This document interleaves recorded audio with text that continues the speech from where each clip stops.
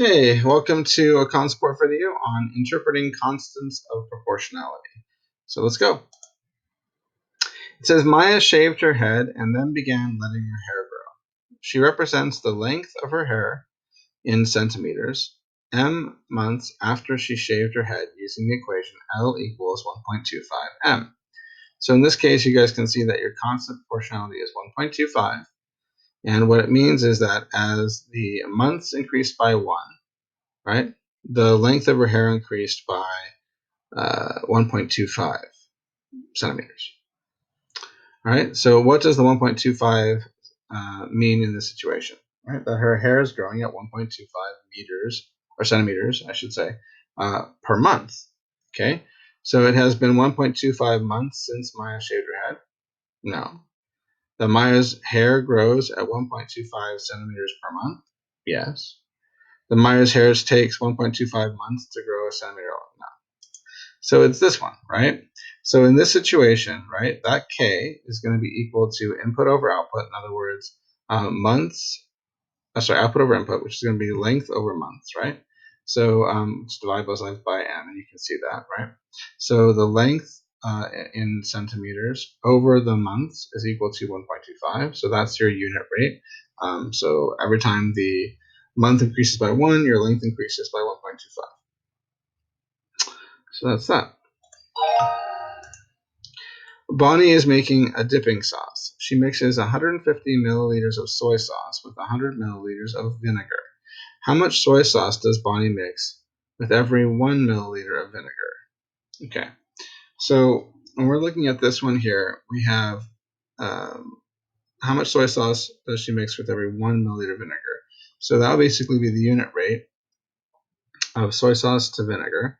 So you've got the soy sauce on top, and you got the vinegar on bottom. And you want how much soy for every 1 vinegar. And what we're told is that she mixes 150 milliliters of soy sauce to every 100 milliliters of vinegar. So it's really going to be 150 over 100. Okay, and that's going to be, if you simplify it by dividing top and bottom by 3, or by 50, I should say, you're going to get 3 over 2. And if you simplify that by dividing top and bottom by 2, you're going to get the ratio you want here, which is 3 halves for every 1. So the answer there would be 3 halves, right? So that mystery value is going to be 3 halves. 3 halves milliliters of soy, in other words, 1.5 milliliters of soy, for every 1 milliliter of vinegar. Okay, in other words, 1.5 to 1. So how much soy sauce does Bonnie mix with every 1 milliliter of vinegar? She does 1.5 milliliters of soy sauce. How much vinegar does Bonnie mix with every 1 milliliter of soy sauce? Okay, so now you're flipping the relationship, right? So it's the exact same relationship, except that you're flipping it. So if you take, I'm going to go back to this one here. It's the easiest one to look at, right? So if we flip that, it becomes 2 over 3. And this time on top we've got vinegar, and on bottom we've got soy. Which means that when we divide top and bottom by 3, you're going to get your unit rate, which is not going to be 2/3, but it's going to be what? There's not going to be 3 halves, which is going to be what? 2 divided by 3, so 2/3. So when you flip the relationship, you flip basically the unit rate, right? Reciprocal, top to bottom. So what you're going to see here is that this is going to be 2/3 for every 1. And so this would be 2/3. Okay? So because these are reciprocals of one another, right? Depending on what you're starting with and what you're ending with, kind of like in place numbers. Okay. The next one says Casey types at a constant speed. Erase this. So Casey types at a constant speed and shows in the following table. So her words typed is 1, seconds 5, and so on and so forth. What does 5 mean in this situation? What does 5 mean in this situation? What does that? That's a very odd question. So it's a very odd question. So if you're thinking about it, let's say she's doing words per second, right? If she's doing words per second, like if that was what she would be doing, okay, then we would look at words being on bottom or on top and seconds being on bottom. So that'll be 1 over 5 as the ratio there. Every time that's like how many words you can complete in 1 second. In 1 second would be the unit rate. So you divide top and bottom by 5, and you get 1/5 of a word every 1 second, right? So that what basically that the rate that this person's working at is that she's typing a fifth of a word every second, basically. Or if you wanted to flip that, you could say seconds over words, and then you'd be looking at 5/1, which would basically be dividing top and bottom by 1 here. And you can see that it already has 5/1. It's already your unit rate. So it's this would be 5 seconds for every single word. Okay. So when it says what does 5 mean in the situation, I think they mean this. This is a weird way of asking the question because like 5 what? It's not very clear. But I would assume they mean this, that 5 in this situation would mean that she's completing 5 seconds for every single word, right?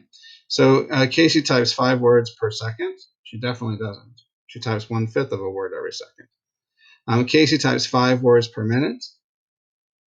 That's not even really anything related to this story at all. If you wanted to find how many she types per minute, you take that 1/5 over 1 times top and bottom by 60, and 1/5 times 60 would be 60 divided by 5, which is going to be 12, right? So she actually is typing at 12 words per minute. That's what she's typing at.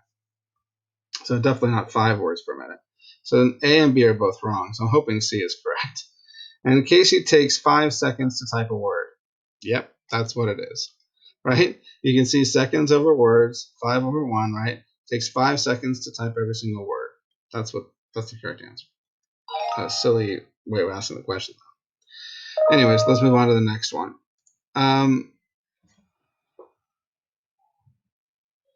Okay, so Jackson bought 5 ounces of raisins for $4.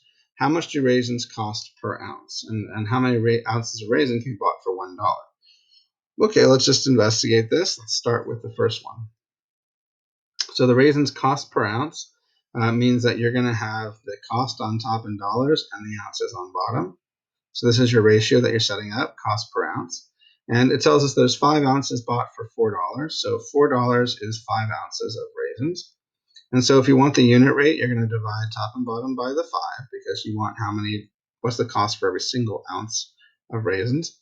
And you're going to end up with the answer that is very clearly 4/5 of a dollar per ounce, okay, or 80 cents if you want, 0.8 over 1, or 80 cents per ounce. So if you wanted to do it like that, 80 cents per ounce, okay, that's the cost of these raisins.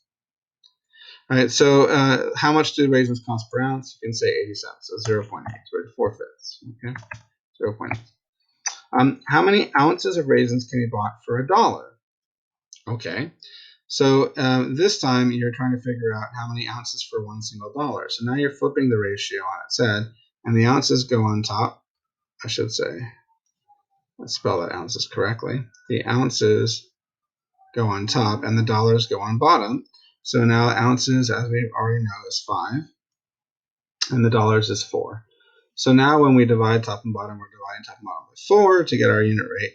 And now our unit rate is for every single dollar, how much can you buy? 5 divided by 4, which is the same as 1 1/4, okay? So what does that mean? You can buy 1 1/4 ounces of raisins for $1. So that's the answer here, 1 1/4, 1 space 1/4, and that is how you can do it. We're done. So the key here is just understanding the ratios, right? So whatever category you have on top and on bottom, understand what categories are where. And then if you want the unit rate, whatever way you're looking at it, you just divide top and bottom by the bottom to get the unit rate and then interpret it. Okay, hopefully that helps.